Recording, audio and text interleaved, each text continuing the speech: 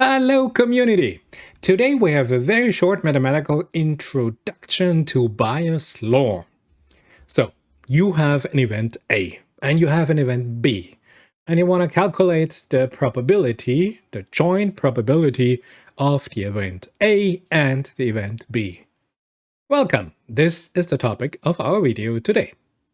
So what is the probability of both events happening? What is P from A and B?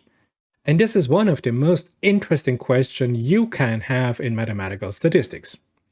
Because you have at least to decide between two cases. At first, the event A and the event B are independent of each other.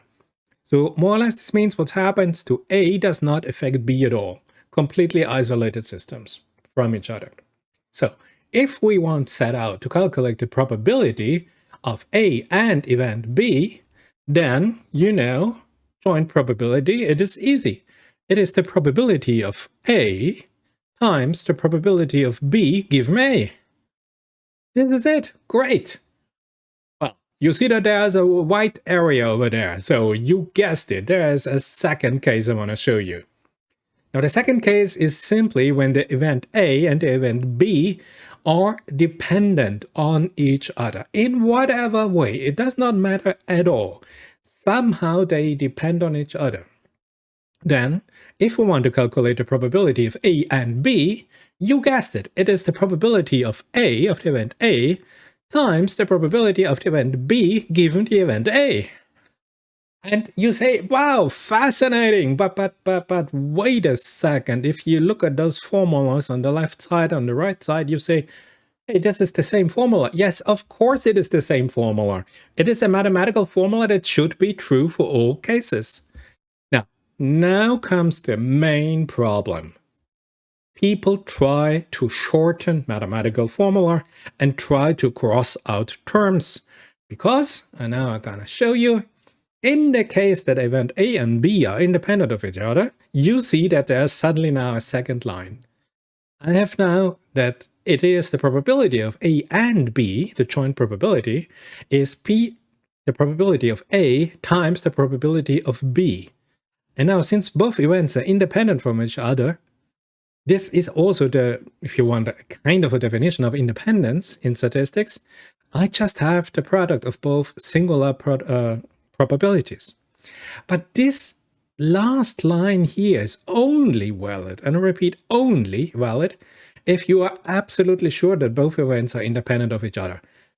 I would say forget this last formula. Always look for the complete correct formula.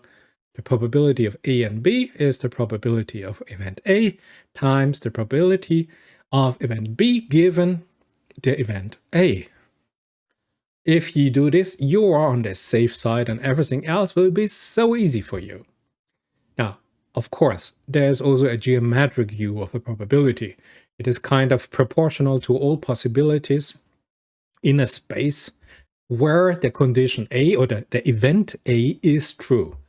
So there's only a subset, a subspace where condition where event A is true.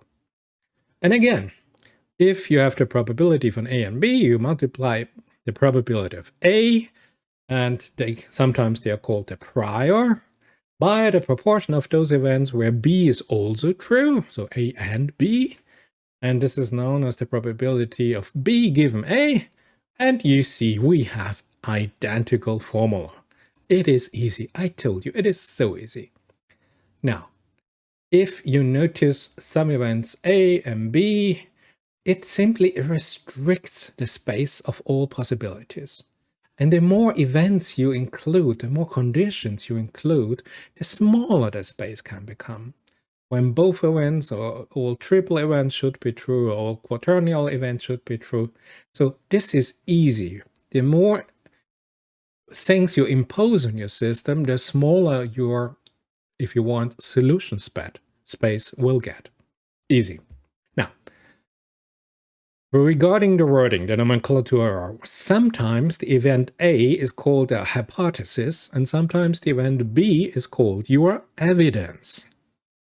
Just words, just another label, just Never mind at all. Our formula hold true. So how do we calculate now these probabilities?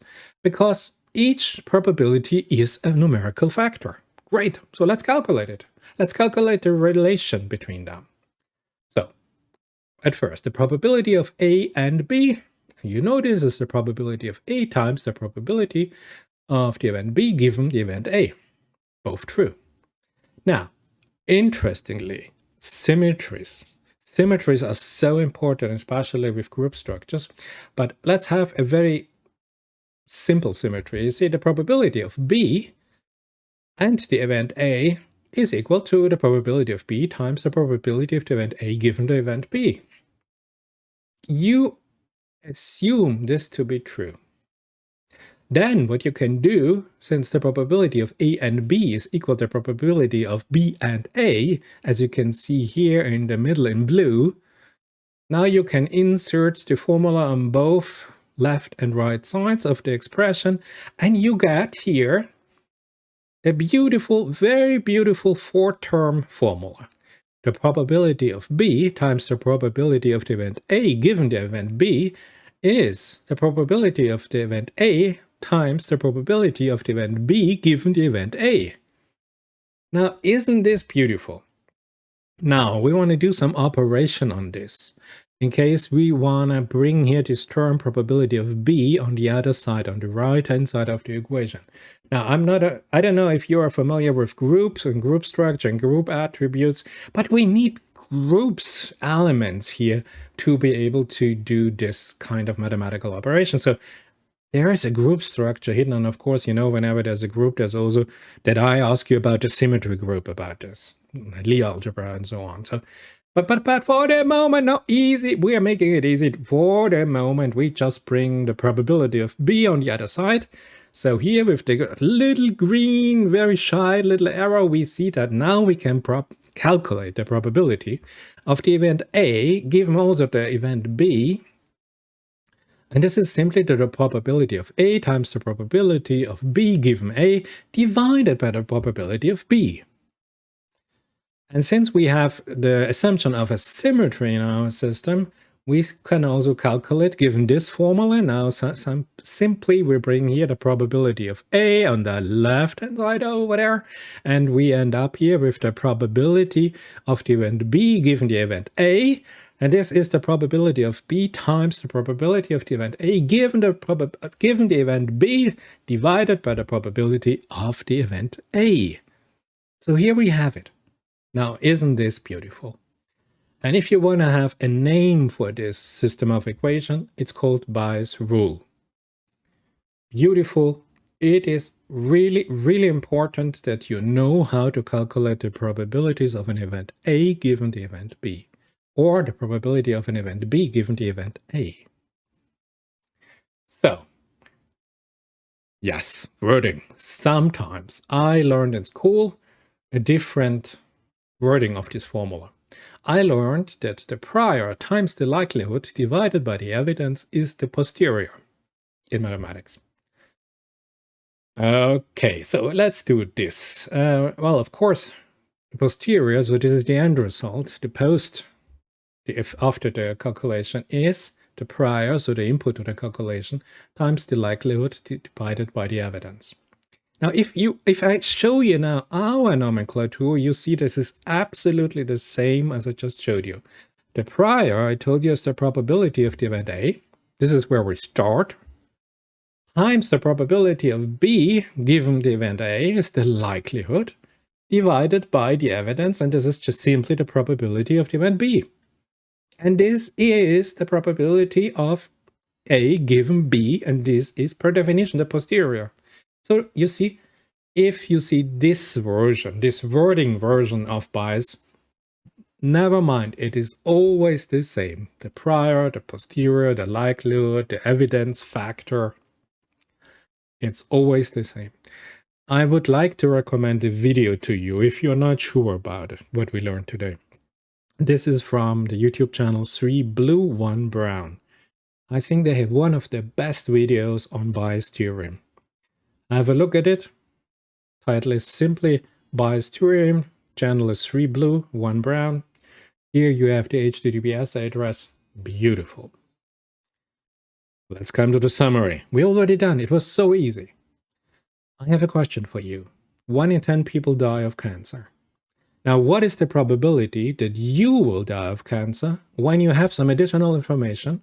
And this is that your sister just died of cancer. Calculate the probability that you will also die of cancer. Now, a lot of people make a huge mistake and they say, okay, so 1 in 10, so it's 1/10 for me and 1/10 for my sister.